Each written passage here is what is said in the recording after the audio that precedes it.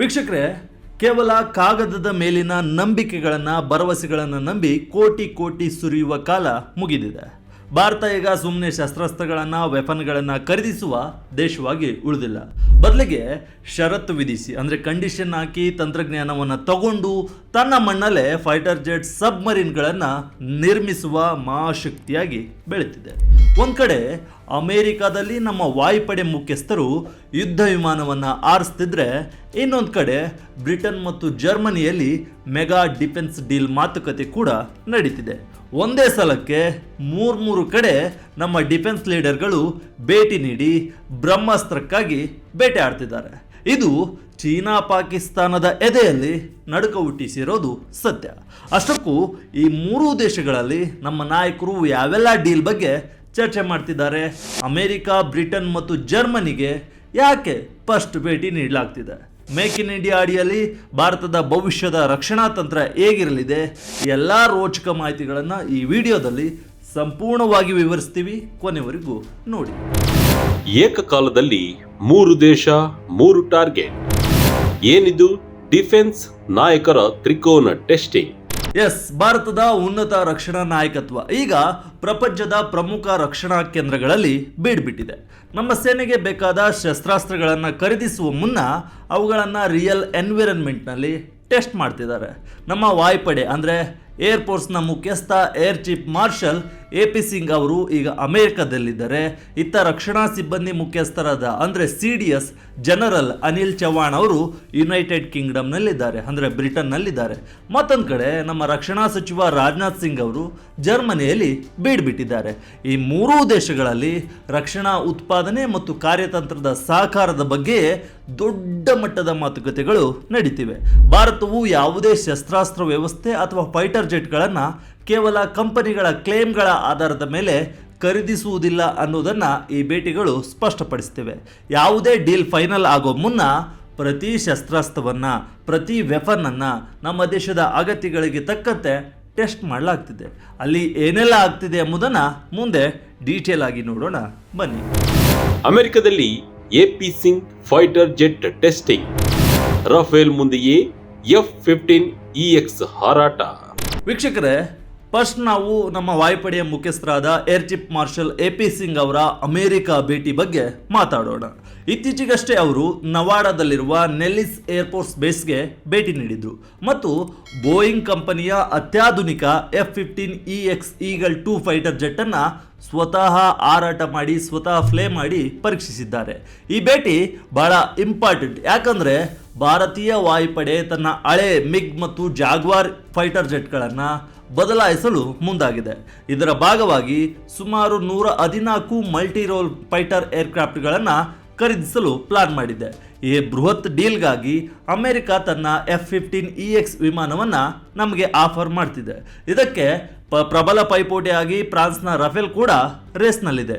ವಿಶೇಷ ಅಂದರೆ ಈ F-15EX ವಿಮಾನವು ಬರೋಬ್ಬರಿ 13,381 ಕಿಲೋಗ್ರಾಂಗಳಷ್ಟು ಭಾರಿ ಪೇಲೋಡ್ ಹೊತ್ತೊಯ್ಯುವ ಸಾಮರ್ಥ್ಯವನ್ನು ಹೊಂದಿದೆ. ಇದು ಅತ್ಯಂತ ಶಕ್ತಿಶಾಲಿ ಸ್ಟ್ರೈಕ್ ಪ್ಲಾಟ್ಫಾರ್ಮ್ ಕೂಡ ಆಗಿದೆ. MQ-9B ಸ್ಕೈ ಗಾರ್ಡಿಯನ್ ಡ್ರೋನ್ ಖರೀದಿ ಮಾತುಕತೆ. ಟೆಕ್ನಾಲಜಿ ಟ್ರಾನ್ಸ್ಫರ್, ಸ್ಥಳೀಯ ಉತ್ಪಾದನೆಗೆ ಪಟ್ಟು. ಇದರ ಜೊತೆಗೆ ವಾಷಿಂಗ್ಟನ್ ಅಂದರೆ ಅಮೆರಿಕದಿಂದ 31 MQ-9B ಸ್ಕೈ ಗಾರ್ಡಿಯನ್ ಡ್ರೋನ್ಗಳನ್ನು ಖರೀದಿಸಲು ಕೂಡ ಭಾರತ ಮಾತುಕತೆಯನ್ನು ನಡೆಸ್ತಿದೆ.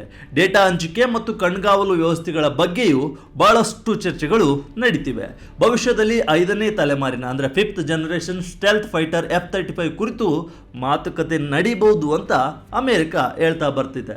ಇದು ಭಾರತಕ್ಕೆ ದೀರ್ಘಕಾಲೀನ ಅವಕಾಶವನ್ನು, ಲಾಂಗ್ ಟರ್ಮ್ ಆಪರ್ಚುನಿಟಿಯನ್ನು ತೆರೆದಿಟ್ಟಿದೆ. ಆದರೆ ಭಾರತದ ನಿಲುವು ಮಾತ್ರ ಸ್ಪಷ್ಟವಾಗಿದೆ. ನಮಗೆ ಕೇವಲ ಫೈಟರ್ ಜೆಟ್ಗಳು, ವಿಮಾನಗಳು ಮಾತ್ರವಲ್ಲ, ಅದರ ತಂತ್ರಜ್ಞಾನ ವರ್ಗಾವಣೆ ಅಂದರೆ ಟೆಕ್ನಾಲಜಿ ಟ್ರಾನ್ಸ್ಫರ್ ಆಗಬೇಕು ಮತ್ತು ಸ್ಥಳೀಯ ಉತ್ಪಾದನೆ ಆಗಬೇಕು, ಅಂದರೆ ಭಾರತದಲ್ಲೇ ಉತ್ಪಾದನೆ ಆಗಬೇಕು ಅಂತ ಭಾರತ ಖಡಕ್ಕಾಗಿ ಹೇಳಿದೆ. ಯಾವುದೇ ಡಿಸಿಷನನ್ನು ತೆಗೆದುಕೊಳ್ಳುವ ಮುನ್ನ ಅದರ ನೈಜ ಯುದ್ಧ ಸಾಮರ್ಥ್ಯವನ್ನು ಅಳೆಯುವುದೇ ವಾಯುಪಡೆ ಮುಖ್ಯಸ್ಥರ ಈ ಟೆಸ್ಟ್ ಫ್ಲೈಟ್ನ ಮುಖ್ಯ ಉದ್ದೇಶವಾಗಿದೆ. ಅಲ್ಲದೆ ಅಮೆರಿಕದ ರಫ್ತು ನಿಯಮಗಳು, ಅದರಲ್ಲೂ ITAR ನಿಯಮಗಳು ಭಾರತ ಬಯಸುವ ಟೆಕ್ನಾಲಜಿ ಟ್ರಾನ್ಸ್ಫರ್ಗೆ ಅವಕಾಶ ನೀಡುತ್ತದೆ ಎಂಬುದನ್ನು ಪರೀಕ್ಷಿಸಲು ಈ ಭೇಟಿ ಬಹಳ ಇಂಪಾರ್ಟೆಂಟ್ ಆಗಿ ಕಾಣ್ತಿದೆ. ರಷ್ಯಾದ ಮೇಲಿನ ಡಿಪೆಂಡೆನ್ಸಿಯನ್ನು ಕಡಿಮೆ ಮಾಡ್ತಿರೋ ಹೊತ್ನಲ್ಲಿ ಅತ್ಯಾಧುನಿಕ ತಂತ್ರಜ್ಞಾನಕ್ಕಾಗಿ ಭಾರತ ಅಮೆರಿಕವನ್ನ ಚಾಯ್ಸ್ ಮಾಡ್ಕೊಳ್ತಿದೆ. ಬ್ರಿಟನ್ನಲ್ಲಿ CDS general Anil Chauhan jet engine cyber defence ಬಗ್ಗೆ ಬಿಗ್ ಡೀಲ್. ಇನ್ನು ಬ್ರಿಟನ್ ವಿಚಾರಕ್ಕೆ ಬರೋಣ. CDS ಜನರಲ್ ಅನಿಲ್ ಚೌಹಾಣ್ ಅವರು ಯುನೈಟೆಡ್ ಕಿಂಗ್ಡಮ್ನಲ್ಲಿದ್ದಾರೆ. ಅಲ್ಲಿನ ಸೀನಿಯರ್ ಡಿಫೆನ್ಸ್ ಆಫೀಸರ್ಸ್ನ ಭೇಟಿ ಆಗ್ತಿದ್ದಾರೆ. ಜೊತೆಗೆ ಪ್ರತಿಷ್ಠಿತ ರಾಯಲ್ ಕಾಲೇಜ್ ಆಫ್ ಡಿಫೆನ್ಸ್ ಸ್ಟಡೀಸ್ಗೂ ಮೀಟ್ ಮಾಡಿದ್ದಾರೆ. ಗಮನಿಸಬೇಕಾದ ವಿಚಾರ ಅಂದರೆ ಭಾರತದ CDS ಒಬ್ಬರು ಬ್ರಿಟನ್ಗೆ ಭೇಟಿ ನೀಡ್ತಿರೋದು ಇದೇ ಮೊದಲು. ಅಲ್ಲಿ ಜೆಟ್ ಇಂಜಿನ್ಗಳು ಮತ್ತು ನೌಕಾಪಡೆಯ ಪ್ರೊಪಲ್ಷನ್ ಸಿಸ್ಟಮ್ಗಳಂತಹ ಸುಧಾರಿತ ರಕ್ಷಣಾ ತಂತ್ರಜ್ಞಾನದ ಕುರಿತು ಮಾತುಕತೆ ನಡೆದಿದೆ.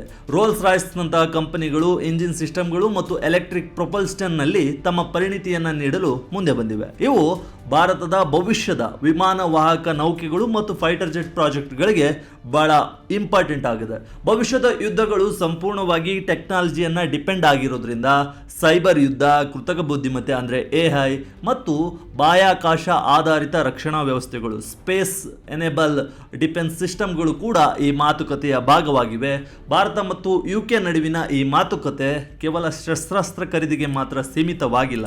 ಅಂದರೆ 10 ವರ್ಷಗಳ ಡಿಫೆನ್ಸ್ ಇಂಡಸ್ಟ್ರಿಯಲ್ ರೋಡ್ ಮ್ಯಾಪ್ ಅಡಿಯಲ್ಲಿ ರಕ್ಷಣಾ ಉಪಕರಣಗಳನ್ನು ಸಂಪೂರ್ಣವಾಗಿ ಇಂಪೋರ್ಟ್ ಮಾಡಿಕೊಳ್ಳುವ ಬದಲು ಜಂಟಿಯಾಗಿ ಉತ್ಪಾದಿಸುವ ಮಾಡೆಲ್ಗೆ ಭಾರತ ಹೆಚ್ಚಿನ ಆದ್ಯತೆ ನೀಡ್ತಿದೆ, ಒತ್ತನ್ನು ನೀಡ್ತಿದೆ. ಅದು ಈ ಮಾತುಕತೆಯಲ್ಲಿ ಸ್ವಲ್ಪ ಮಾತುಕತೆ ಬಂದಿದೆ ಅಂತ ಹೇಳ್ಬೋದು. ಜರ್ಮನಿಗೆ ರಕ್ಷಣಾ ಸಚಿವ ರಾಜನಾಥ್ ಸಿಂಗ್ ಭೇಟಿ. 90,000 ಕೋಟಿಯ ಸಬ್ಮರಿನ್ ಪ್ರಾಜೆಕ್ಟ್. ವೀಕ್ಷಕರೇ, ನಮ್ಮ ರಕ್ಷಣಾ ಸಚಿವ ರಾಜನಾಥ್ ಸಿಂಗ್ ಅವರು ಜರ್ಮನಿಗೆ ಭೇಟಿ ನೀಡಿದ್ದಾರೆ. 7 ವರ್ಷಗಳ ನಂತರ ಭಾರತದ ರಕ್ಷಣಾ ಸಚಿವರೊಬ್ಬರು ಜರ್ಮನಿಗೆ ಭೇಟಿ ನೀಡ್ತಿರೋದು ಇದೇ ಪ್ರಥಮ ವಿಶೇಷ ಅಂತ ಹೇಳ್ಬೋದು. ಈ ಭೇಟಿಯ ಅತಿ ದೊಡ್ಡ ಹೈಲೈಟ್ ಅಂದರೆ ಅದು ಪ್ರಾಜೆಕ್ಟ್ 75I. ಈ ಯೋಜನೆಯಡಿ ಭಾರತವು 6 ಅತ್ಯಾಧುನಿಕ ಡೀಸೆಲ್ ಎಲೆಕ್ಟ್ರಿಕ್ ಅಟ್ಯಾಕ್ ಸಬ್ಮರಿನ್ಗಳನ್ನು ಸ್ವಾಧೀನಪಡಿಸಿಕೊಳ್ಳಲು ಅಕ್ವೈರ್ ಮಾಡಿಕೊಳ್ಳಲು ಮುಂದಾಗಿದೆ. ಈ ಡೀಲ್ನ ಒಟ್ಟು ಮೊತ್ತ ಸುಮಾರು 90,000 ಕೋಟಿ ರೂಪಾಯಿಗಳು ಅಂತ ಅಂದಾಜಿಸಲಾಗಿದೆ. ಈ ಸಬ್ಮರಿನ್ಗಳು ಏರ್ ಇಂಡಿಪೆಂಡೆಂಟ್ ಪ್ರೊಪಲ್ಷನ್ ಸಿಸ್ಟಮ್ಗಳನ್ನು ಹೊಂದಿರಲಿವೆ. ಅಂದರೆ ಆಮ್ಲಜನಕಕ್ಕಾಗಿ ಮೇಲ್ಮೈಗೆ ಬಾರದೆ ದೀರ್ಘಕಾಲದವರೆಗೆ ನೀರೊಳಗೆ ಉಳಿಯಲು ಇವುಗಳಿಗೆ ಸಾಧ್ಯವಾಗ್ತಿದೆ. ಜರ್ಮನಿಯ ಥೈಸೆನ್ ಗ್ರೂಪ್ ಮರೈನ್ ಸಿಸ್ಟಮ್ ಕಂಪನಿಯ ಭಾರತದ Mazagon dock ship builders limited ಜೊತೆ ಸೇರಿ ಈ ಪ್ರಾಜೆಕ್ಟ್ನಲ್ಲಿ ಕೆಲಸ ಮಾಡ್ತಿದೆ. ಈ ಡೀಲ್ನಲ್ಲೂ ಭಾರತದ ಷರತ್ತು ಕಂಡೀಷನ್ ಸ್ಪಷ್ಟವಾಗಿದೆ, ಕ್ಲಿಯರ್ ಆಗಿದೆ. ಮೇಕ್ ಇನ್ ಇಂಡಿಯಾ ಅಡಿಯಲ್ಲಿ ಈ ಸಬ್ಮರಿನ್ಗಳನ್ನು ಭಾರತದಲ್ಲೇ ನಿರ್ಮಿಸಬೇಕು ಮತ್ತು ಇದರಲ್ಲಿ ಕನಿಷ್ಠ 45% 60% ಸ್ವದೇಶಿ ಬಿಡಿಭಾಗಗಳೇ ಇರಬೇಕು ಅಂತ ಭಾರತ ಖಡಕ್ಕಾಗಿ ಹೇಳಿದೆ. ಜರ್ಮನಿಯೊಂದಿಗೆ ಭವಿಷ್ಯದ ರಕ್ಷಣಾ ಕೈಗಾರಿಕಾ ಸಹಕಾರ, ಜಂಟಿ ಅಭಿವೃದ್ಧಿ ಮತ್ತು ತ್ವರಿತ ರಫ್ತು ಕ್ಲಿಯರೆನ್ಸ್ಗಳ ಕುರಿತು ಒಂದು ರೋಡ್ ಮ್ಯಾಪ್ ಅನ್ನು ಸಿದ್ಧಪಡಿಸುವುದೇ ಈ ಭೇಟಿಯ ಪ್ರಮುಖ ಉದ್ದೇಶವಾಗಿದೆ ಅಂತ ಹೇಳಲಾಗ್ತಿದೆ. ಭಾರತದ ರಕ್ಷಣಾ ತಂತ್ರ ಯಾಕೆ ಬದಲಾಗ್ತಿದೆ? ಒಂದೇ ಕಲ್ಲಿಗೆ 2 ಹಕ್ಕಿ ಹೊಡೆಯುವ ಪ್ಲಾನ್. ನಿಮಗೆ ಒಂದು ಪ್ರಶ್ನೆ ಕಾಡಬಹುದು, ಭಾರತ ದಿಢೀರ್ ಅಂತ ಯಾಕೆ ಈ ಪರಿ ಹೊಸ ಟೆಕ್ನಾಲಜಿ ಮತ್ತು ಶಸ್ತ್ರಾಸ್ತ್ರಗಳ ಹಿಂದೆ ಬಿದ್ದಿದೆ ಅಂತ. ಇದಕ್ಕೆ ಮುಖ್ಯ ಕಾರಣ ನಮ್ಮ 2 ಗಡಿ ಭಾಗಗಳು. ಉತ್ತರ ಗಡಿಯಲ್ಲಿ ಚೀನಾ ಮತ್ತು ಪಶ್ಚಿಮ ಗಡಿಯಲ್ಲಿ ಪಾಕಿಸ್ತಾನ. ಈ 2 ಸಕ್ರಿಯ ರಂಗಗಳಲ್ಲಿ ಎದುರಾಗಬಹುದಾದ ಯಾವುದೇ ಯುದ್ಧಕ್ಕೆ ಸಿದ್ಧರಾಗಬೇಕಾದ ಅನಿವಾರ್ಯತೆ ಭಾರತಕ್ಕಿದೆ. ಇದು ನಿಮಗೆ ಈಗಾಗಲೇ ಗೊತ್ತೇ ಇದೆ. ಪಾಕಿಸ್ತಾನ ಒಂದು ಕಡೆ ಏನು ಮಾಡ್ತಿದೆ ಅಂತಲೂ ನಿಮಗೆ ಗೊತ್ತು, ಚೀನಾ ಇನ್ನೊಂದು ಕಡೆ ಏನು ಮಾಡ್ತಿದೆ ಅಂತಲೂ ನಿಮಗೆ ಗೊತ್ತು. ವಾಯುಪಡೆಯಲ್ಲಿ ಪ್ರಸ್ತುತ ಅಗತ್ಯವಿರುವ ಫೈಟರ್ ಸ್ಕ್ವಾಡ್ರನ್ಗಳಿಗಿಂತ ಕಡಿಮೆ ವಿಮಾನಗಳಿವೆ. ಜೊತೆಗೆ MiG-21 ಅಂತಹ ಓಲ್ಡ್ ಫೈಟರ್ ಜೆಟ್ಗಳನ್ನು ಸ್ಟೆಪ್ ಬೈ ಸ್ಟೆಪ್ ತೆಗೆದು ಹಾಕಲಾಗ್ತಿದೆ. ಹೀಗಾಗಿ ಆಧುನಿಕ ಫೈಟರ್ ಜೆಟ್ಗಳ ಎಮರ್ಜೆನ್ಸಿ ನಮಗಿದೆ. ಇನ್ನು ಸಮುದ್ರದ ವಿಚಾರಕ್ಕೆ ಬಂದರೆ ಹಿಂದೂ ಮಹಾಸಾಗರದಲ್ಲಿ ಚೀನಾದ ಸಬ್ಮರೀನ್ಗಳ ಹಾವಳಿ ಹೆಚ್ಚಾಗ್ತಿದೆ. ಇದನ್ನು ಎದುರಿಸಲು ಸುಧಾರಿತ ಸ್ಟೆಲ್ತ್ ಸಬ್ಮರೀನ್ಗಳು ಮತ್ತು ಕಣ್ಗಾವಲು ವ್ಯವಸ್ಥೆಗಳೊಂದಿಗೆ ನಮ್ಮ ನೌಕಾಪಡೆಯನ್ನು ಬಲಪಡಿಸುವುದು ಅನಿವಾರ್ಯವಾಗಿದೆ. ಅಷ್ಟೇ ಅಲ್ಲ, ಪರ್ವತ ಯುದ್ಧಕ್ಕೆ ಸೂಕ್ತವಾದ ಹಗುರವಾದ ಟ್ಯಾಂಕ್ಗಳು, ಆಧುನಿಕ ಅಸಾಲ್ಟ್ ರೈಫಲ್ಗಳು, ಸ್ಟಾರ್ಮ್ ಡ್ರೋನ್ ವ್ಯವಸ್ಥೆಗಳು ಮತ್ತು ನಿಖರವಾಗಿ ಗುರಿಯಿಟ್ಟು ಹೊಡೆಯುವ ಕ್ಷಿಪಣಿಗಳ ಮಿಸೈಲ್ಗಳ ಅಗತ್ಯತೆ ಕೂಡ ನಮಗೆ ಹೆಚ್ಚಾಗಿದೆ. ಆದ್ದರಿಂದ ಎಲ್ಲ ಕಡೆಯಿಂದಲೂ ಭಾರತ ಶಸ್ತ್ರಾಸ್ತ್ರಗಳ ಖರೀದಿಗಾಗಿ ಸರ್ಚಿಂಗ್ ನಡೆಸ್ತಿದೆ, ಅಂಟಿಂಗ್ ನಡೆಸ್ತಿದೆ. ಒಟ್ನಲ್ಲಿ ಅಮೆರಿಕ, ಬ್ರಿಟನ್ ಮತ್ತು ಜರ್ಮನಿಗೆ ನಮ್ಮ ರಕ್ಷಣಾ ತಂಡಗಳು ಭೇಟಿ ನೀಡುತ್ತಿರೋದು ಕೇವಲ ರೆಡಿಮೇಡ್ ಆಯುಧಗಳನ್ನು ಖರೀದಿಸಲು ಅಲ್ಲ. ಕಾಂಟ್ರಾಕ್ಟ್ ಸೈನ್ ಮಾಡೋ ಮುನ್ನ ಆಯಾ ಕಂಪನಿಗಳ ತಂತ್ರಜ್ಞಾನ ಹೇಗಿದೆ, ಅವರ ಕೈಗಾರಿಕಾ ಸಾಮರ್ಥ್ಯ ಎಷ್ಟಿದೆ, ನಿಗದಿತ ಸಮಯಕ್ಕೆ ಡೆಲಿವರಿ ಕೊಡ್ತಾರಾ, ತಂತ್ರಜ್ಞಾನವನ್ನು ನಮ್ಮೊಂದಿಗೆ ಹಂಚ್ಕೊಳ್ತಾರಾ, ಅಂದರೆ ಟೆಕ್ನಾಲಜಿಯನ್ನು ನಮ್ಮೊಂದಿಗೆ ಶೇರ್ ಮಾಡಿಕೊಳ್ತಾರಾ, ಇದೆಲ್ಲವನ್ನು ಪರೀಕ್ಷಿಸಲು ಈ ಟೂರ್ಗಳನ್ನು ಮಾಡಲಾಗ್ತಿದೆ.